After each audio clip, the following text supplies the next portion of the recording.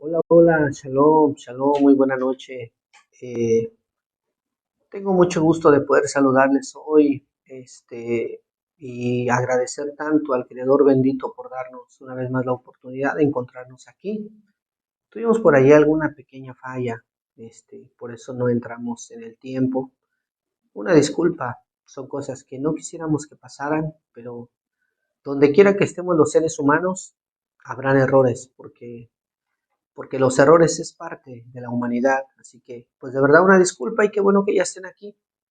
Quiero saludarles una vez más con mucha alegría y bueno, como lo he dicho en otras ocasiones, mientras que ustedes estén aquí y el Creador bendito nos dé la vida, vamos a seguir interactuando. Una vez más, gracias por los mensajes que nos dan.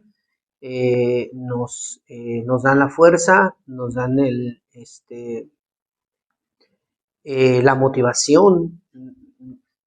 Es motivante también cuando recibimos algún mensaje de alguno de ustedes donde nos hacen saber que lo que estamos diciendo aquí es de utilidad para ustedes, y no solamente hablando de lo que yo pueda decirles hoy, sino pues también de lo que le dicen los demás hermanos durante la semana.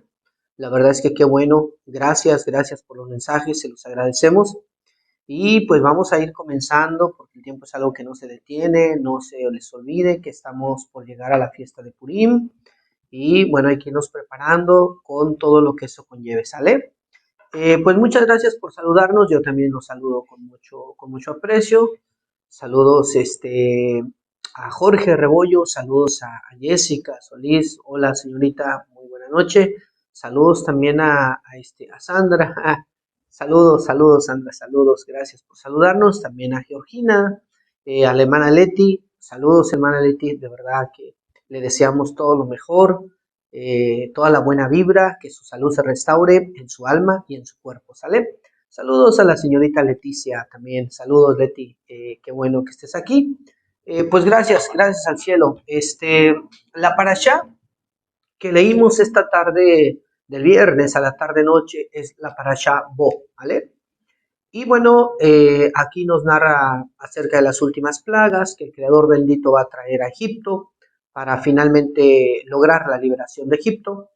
Y dentro de todas las enseñanzas que los sabios dan de este pasaje de la Escritura, yo quisiera detenerme con ustedes hoy unos minutos a pensar en la fidelidad de Dios.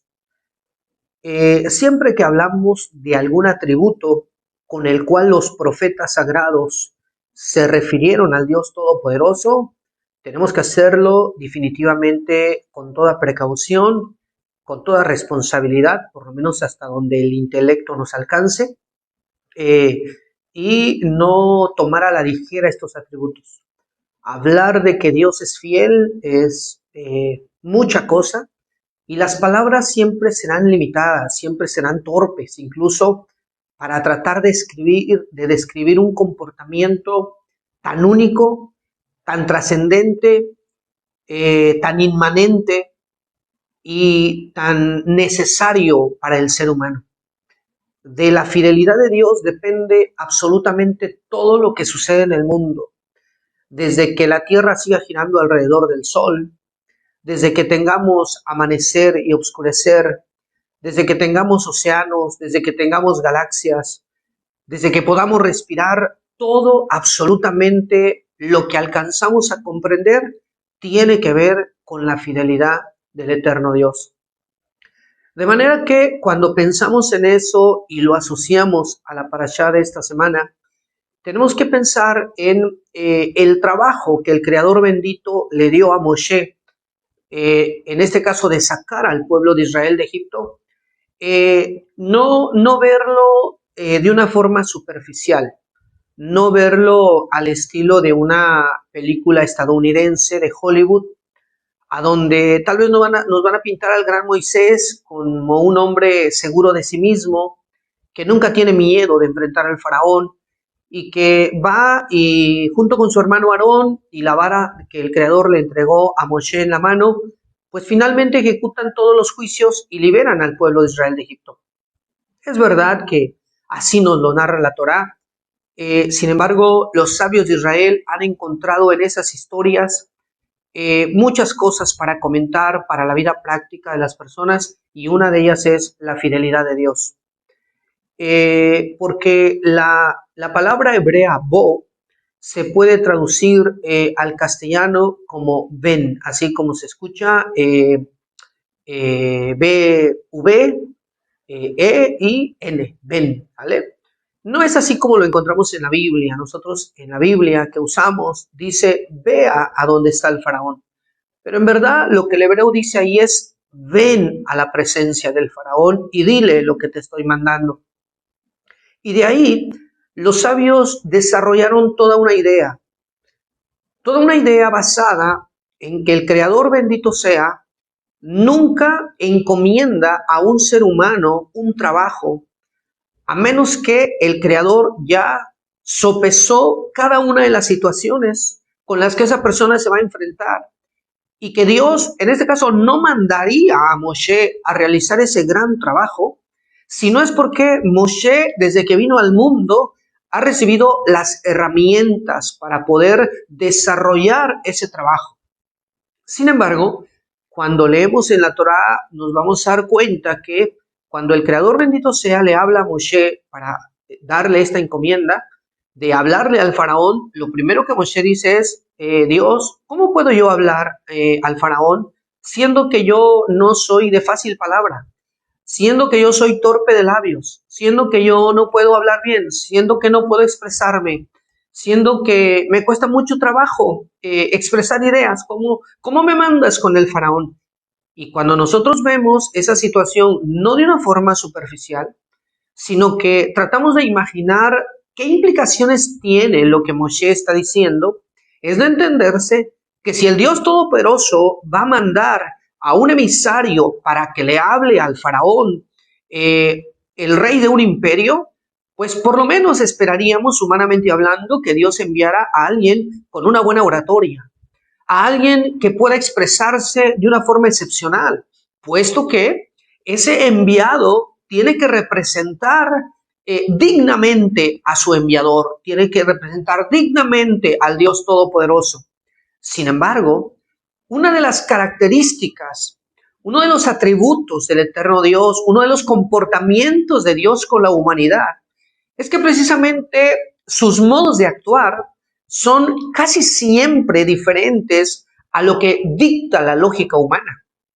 Porque así como Moshe no era un gran orador y Dios lo manda para hablarle al faraón, así también el que es coronado rey de Israel, en este caso el segundo rey, no el primero, no hablando del rey Shaul, sino hablando del rey David, pues deberíamos de esperar que, puesto que va a ser el prototipo de todos los reyes en Israel, y no solo eso, sino que él es el antecesor del más grande de todos los grandes, el Mesías de Israel, se esperaría que fuera de una estirpe real, de una familia poderosa, de una familia rica, de una familia intelectual.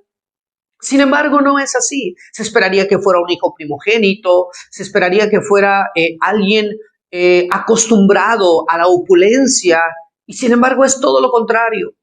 Cuando el rey Saúl le ofrece al rey David que se case con su hija Mical, y entonces el rey David no quiere, y algunos amigos del rey Saúl tratan de convencer a David y le dicen, anda, es una buena oportunidad, cásate con la hija del rey.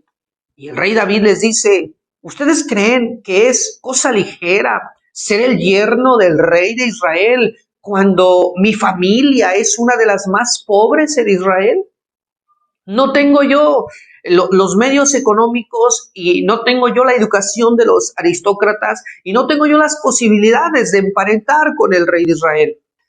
Y así podemos buscar más este comportamiento que es común de Dios con los seres humanos. Cuando va a establecer Él a una persona para que realice una encomienda divina, pareciera que esa persona a quien Dios está mandando es la menos indicada para el trabajo. El hecho de que Moshe se resistiera a ir corriendo a hablarle al faraón es porque él se veía a sí mismo. Y no era una mentira, no era no era un sueño que Moshe no pudiera expresarse, era una verdad concreta. Sin embargo, aún así Dios lo manda. Y nos dice la parashá pasada que cuando Moshe salió de Midian para ir a Egipto a llevar a cabo el trabajo que Dios le ha encomendado, nos dice la Torá que Moshe tomó a su esposa y tomó a sus 2 hijos para ir a Egipto. Sin embargo, una vez que Dios libera al pueblo de Israel de Egipto a través de Moshe, y salen y pasan por el monte Sinaí y reciben la Torá y todo ese tipo de cosas, vamos a encontrar después a Jetro, el suegro de Moshe, que él toma a la esposa de Moshe, a los hijos de Moshe y se los lleva al gran líder al desierto. Eso quiere decir que, aunque inicialmente Moshe tomó a su mujer y a sus hijos para ir a Egipto, sin embargo, cuando Moshe se encuentra ya no con una encomienda a nivel ideológico, sino con la encomienda de una forma práctica, ahora es el tiempo de hablarle al faraón, ahora es el tiempo de hacer las señales y ahora es el tiempo de cumplir ese trabajo que Dios le está encomendando. Dado que Moshe se da cuenta que su vida de él está en peligro, que la vida de los suyos está en peligro y que él no puede proteger, en este caso, a su mujer y a sus hijos, él les dice a su mujer y a sus hijos, vuelvan al lugar de donde salimos hasta que yo sepa qué es lo que Dios va a hacer conmigo y con este pueblo. De modo entonces que cuando el Creador bendito sea, está mirando el actuar de Moshe, de hecho, también encontramos en la parashá pasada que cuando Moshe va y habla al faraón y le dice, deja ir a este pueblo, porque Dios me apareció y me ha comisionado para hablarte a ti. Entonces, el faraón no solo que no le hace caso a Moshe, ¿sale? Sino que el faraón le dice a todo el pueblo, a los capataces del pueblo de Israel, les dice, ¿saben qué? Este pueblo está muy ocioso, yo no les voy a dar más paja, cada uno de ustedes vaya, encuéntrela donde pueda y sigan haciendo la misma cantidad de ladrillos. Este pueblo está ocioso y por eso están ahora con ideas de que quieren ir a celebrar una fiesta a un dios. Entonces, cuando Moshe sale de la presencia de Faraón, lo encontraron los capataces del pueblo de Israel y los ancianos del pueblo de Israel. Y lo recriminaron a Moshe. Le dijeron que Dios nos juzgue, a ti y a mí, que Dios nos juzgue, a nosotros y a ustedes también, Moshe y Aarón, porque ustedes le fueron a poner la espada a Faraón en su mano para que nos mate. Porque desde que ustedes vinieron aquí no hay libertad como ustedes prometieron, sino que el trabajo se ha aumentado mucho más con todo lo que eso conllevaba. Y fue en ese momento cuando Moshe le dice a Dios, ¿para qué me mandaste aquí? ¿Para qué me enviaste? Desde que yo vine y le hablé al faraón en tu nombre, lo único que ha sucedido es que este pueblo se ha llenado de más trabajo, se ha llenado de más calamidad, se ha llenado de más desastre, de más angustia. No me hubieras mandado, le dice Moshe a Dios. Y a eso la respuesta divina le dice, tú vas a ver lo que yo le voy a hacer al faraón. Dicen los sabios que el tiempo que duraron las plagas fue 1 año. Y aunque es cierto que Moshe tenía una garantía dada por Dios de que cuando salgan de Egipto van a recibir la Torá en el monte Sinaí, pero en qué condiciones eso se llevará a cabo no es una cosa para nada fácil. Pero cuando Dios le dice a Moshe, le dice, ven a lo de Faraón, le está diciendo, yo sé todos los peligros que están sobre tu vida en todo momento y sé de lo que es capaz el faraón, sé todo lo que él ha tramado, no solo contra ti, sino contra el pueblo de Israel. Sé que tiene sus fieras salvajes en la entrada de su palacio, sé que le ha dado la orden a sus soldados de que tan luego te vean, te tomen preso para poder matarte. Le dice Dios a Moshe, todo eso lo sé.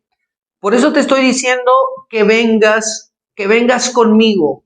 Es decir, cuando tú entres a la presencia del faraón, Moshe, le dice Dios, yo ya estoy allí, yo te estoy esperando. Yo soy el que te voy a dar la fuerza para que puedas hablar al faraón. Yo soy el que te va a librar de las fieras salvajes. Yo soy el que te voy a librar de los soldados del faraón para que ninguno ponga sobre ti su mano.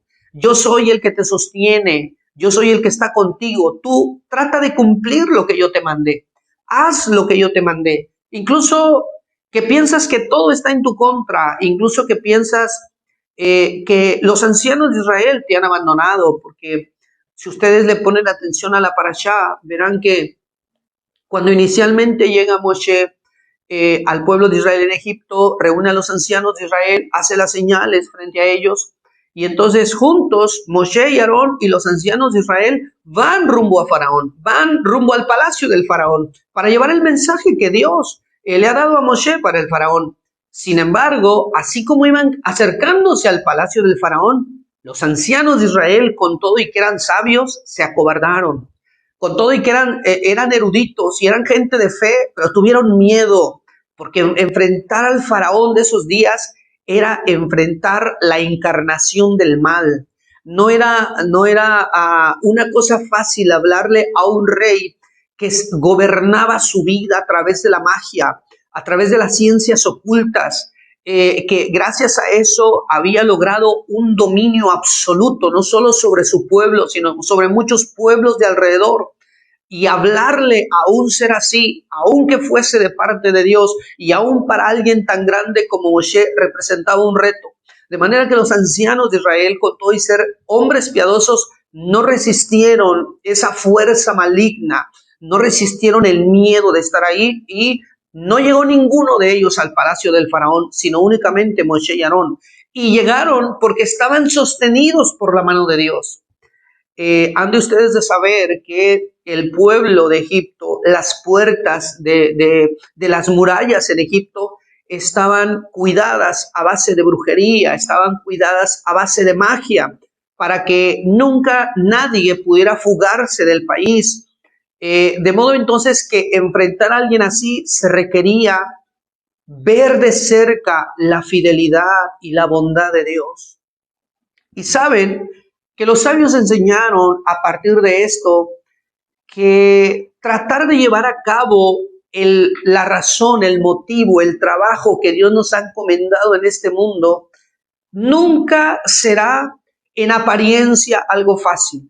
Nunca será un tema sencillo el cual la gente pueda desarrollar sin haber comprendido esta misericordia que Dios le hace a Moshe, y que por ende Dios siempre hará con aquellas personas que descubren por qué razón están en el mundo y se dedican en cuerpo y alma a desarrollar ese propósito supremo, el cual Dios ha encomendado a cada ser humano. Y eso, señores y señoras, señoritas, incluye un sinnúmero de cosas. Incluye que en algunas veces te vas a ver solo, y que no habrá nadie a tu lado para decirte que te animes, que el día de mañana será mejor, que finalmente Dios cumplirá su promesa. Es verdad que Moshe amaba al pueblo de Israel, eran su gente, eran su sangre, pero es verdad que Moshe tiene una esposa y que tiene unos hijos. Sin embargo, él tuvo que desistir de la convivencia con ellos debido al peligro que representaba estar en Egipto, debido a que él no sabe todo lo que va a acontecer por la mano de Dios en Egipto. Él tiene que desistir de eso. Y simplemente el hecho de sufrir, escuchen bien, una separación de la gente más cercana, eso ya representa un estado de angustia, eso ya representa un nivel de sacrificio que a veces no siempre estamos dispuestos a pagar ese precio. Pero la fidelidad divina no se va a manifestar en una persona a menos que esa persona, humanamente hablando, haga todo lo posible por seguir adelante, incluso que todas las circunstancias parecen adversas. Después de ese primer encuentro de Moshe y Faraón, el pueblo mismo de Israel, no podemos hablar de la totalidad, pero sí de una gran parte de ellos, ya también están en contra de Moshe, ya también lo ven como el culpable de todos sus males. Ya lo ven también no como un libertador, sino como alguien que ha venido para traerles más dolor al que ya de por sí tenían. No podemos juzgar al pueblo de Israel, habían estado en esclavitud por muchos años. Saben, la fidelidad divina se demuestra, entre muchas cosas, en el nombre que lleva esta parashá en hebreo, la parashá Bo, que traducido diría, ven a lo de Faraón. Ven porque yo ya estoy aquí para ayudarte. Oigan muy bien lo que les digo. Las decisiones en la vida se deben de tomar con el intelecto y no con los sentimientos. Los sentimientos sirven de algo, para algo están en el alma del ser humano, pero no para tomar decisiones. Las decisiones deben de tomarse con el intelecto. Incluso que la decisión que estamos tomando al momento no es la que nos haga más felices, pero es la que debemos de tomar, debemos de seguir adelante. Y no debemos de permitir que los sentimientos nublen nuestro intelecto a la hora de tomar una decisión. Es cierto que Moshe ama a su esposa y a sus hijos, pero no importando el amor que él tenga por ellos, ahora no es el momento de decirle quédate porque te quiero mucho. No, ahora es el momento de decirle porque te quiero mucho, es mejor que estés en un lugar seguro. Es mejor que estés en un lugar a donde no pueda encontrarte el faraón, no pueda tomarte el faraón, no pueda secuestrarte y después impedirme a mí llevar la misión que Dios me encomienda. Así que es el momento de tomar decisiones y en la vida, amados míos, cuando hay que tomar decisiones, para eso es el intelecto. No pienses ahora si tu hijo va a sufrir o no va a sufrir, si va a sufrir mucho o si va a sufrir poco. Si es el momento de tomar una decisión, sencillamente la tenemos que tomar. Y habrá más sufrimiento o menos sufrimiento, pero para eso es el intelecto, para razonar lo que Dios nos está pidiendo y en base a ese entendimiento y ese razonamiento actuar según la voluntad divina. Habrá momentos en la vida en que no solamente que a lo mejor vas a estar solo, a lo mejor pienses que la tarea que Dios te está pidiendo es imposible de realizar, pero eso es solo una percepción. No es que en verdad sea imposible, porque eso sería antagónico. Dios no le pediría a una persona algo que Dios sabe que no puede realizar. Así que en cualquier circunstancia que la vida nos pone, necesitamos lograr que la fidelidad divina permanezca sobre nosotros. Han ustedes de saber que a Moshe no es al único ser humano que Dios le encomendó un trabajo divino. Hubieron otras personas en el pasado a quienes Dios también les dio una encomienda divina marcada, explícita. No es así como que Dios nos puso en el mundo, nosotros no tenemos ese nivel de revelación, de acercamiento, de espiritualidad para comprender perfectamente, pero muchos personajes en la Biblia sí lo tuvieron. Y uno de ellos fue Jeroboam, hijo de Nabat, el primer rey que gobernó sobre las 10 tribus del norte, sobre la casa de Israel, una vez que el reino se dividió. Ese llamamiento fue 100% divino. Jeroboam estaba en el campo, lo encontró un profeta, el profeta traía una capa nueva, la cortó en 12 pedazos y le dijo a Jeroboam, toma 10 pedazos para ti, porque así ha dicho Dios, romperé el reino de los hijos de David y a ti te voy a dar 10 tribus para que tú gobiernes en ellas, como lo desee tu corazón, así vas a gobernar sobre ellos. Y bueno, dentro de toda esa encomienda divina, lo que yo les quiero decir es que en algún momento, por miedo, el rey Jeroboam no siguió adelante. Tuvo miedo de que ese trabajo que Dios le ha encomendado de gobernar sobre las 10 tribus se vea frustrado. Porque es verdad que él comenzó a reinar, pero el pueblo tiene que ir a Jerusalén a hacer sus sacrificios, sus ofrendas, y entonces él tuvo miedo y dijo, si este pueblo se va a Jerusalén para adorar a Dios, van a sentir nostalgia del templo y me van a dejar a mí. Y entonces ese miedo le impide llevar a cabo de la forma correcta el trabajo que Dios le ha encomendado. Sin críticas, no se puede criticar a nadie, mucho menos a un personaje de la Biblia, solo que los sabios enseñaron que Jeroboam, hijo de Nabat, no tendrá parte en el mundo por venir, porque su miedo a perder la encomienda divina fue lo que le hizo actuar de una forma equivocada. Hoy en la mañana estuvimos hablando con algunos hermanos por la mañana, casi de madrugada, no tan en la madrugada, por ahí de las 5:30 de la mañana, sobre cómo los sabios enseñan que lo que motiva al ser humano a realizar cosas es solamente el amor o el temor. Uno de los dos tiene que estar presente. Cada cosa que realizamos en la vida tiene su origen en el amor o en el temor, nada más. Estuvimos viendo que el temor es algo que siempre se impone por la fuerza y es algo que obstruye la mentalidad de la persona. En cambio, el amor, que es una libre elección para poder servir a Dios con amor, eso es lo que le trae lucidez, lo que le trae lo que hace que el rostro de Dios resplandezca alrededor de la persona cuando sus decisiones están motivadas por el amor y no necesariamente por el temor. El temor puede tener su lugar, servirá para algunas cosas, pero no para que sean la fuente de motivación de poder servir al Creador, bendito sea.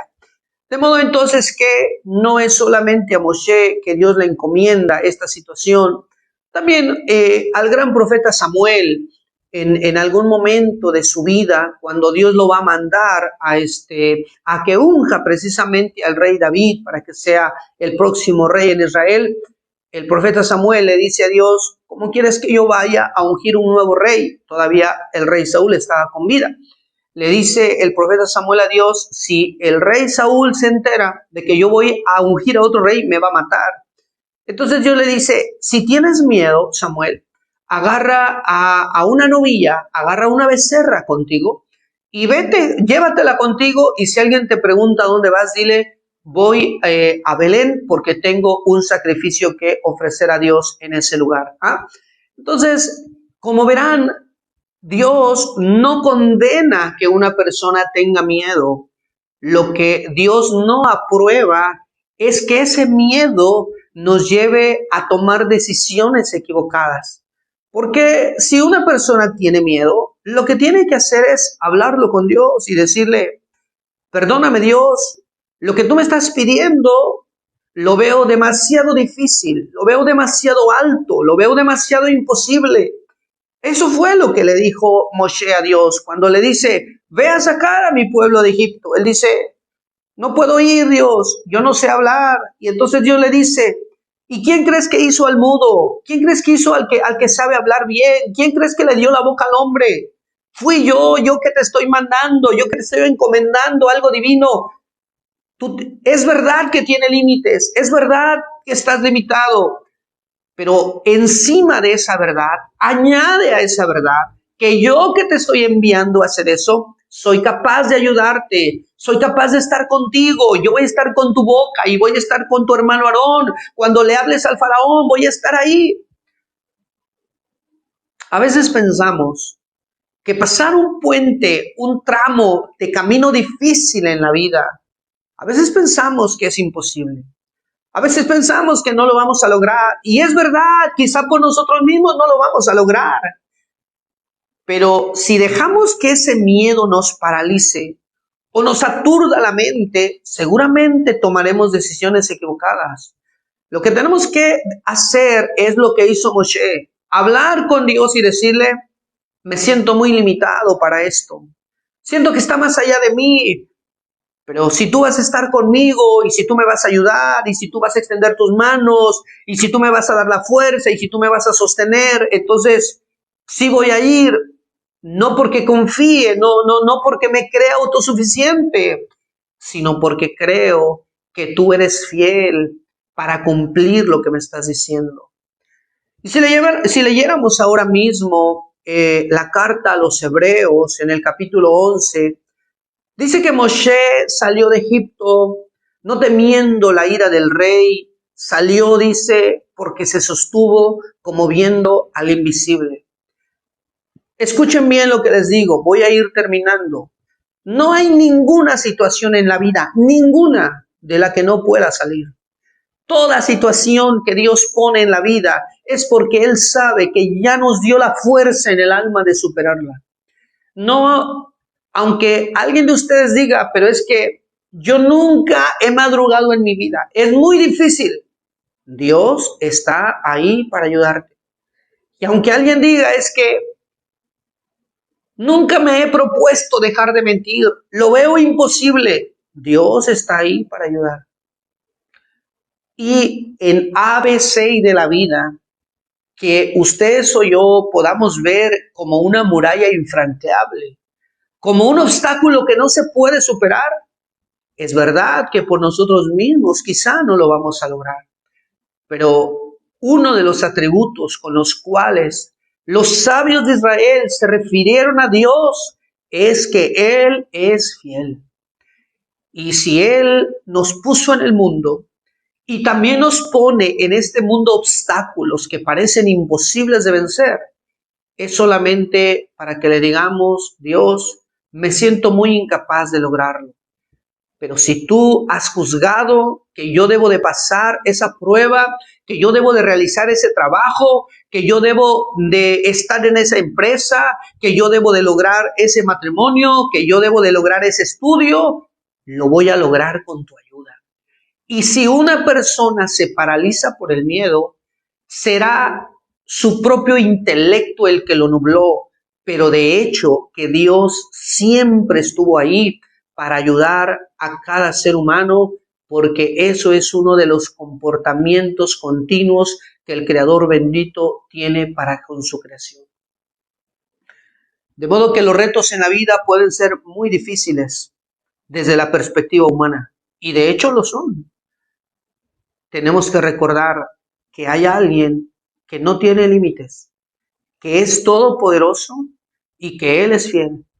Y que siempre que Él pone un obstáculo frente a nosotros, Él antes de poner el obstáculo ya nos calificó para vencerlo. Lo único que tenemos que luchar dentro de nosotros es para que el miedo no nos paralice.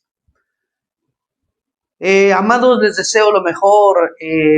No hay de repente tanto tiempo para estar aquí. Ustedes también están pues en un día completamente laborable.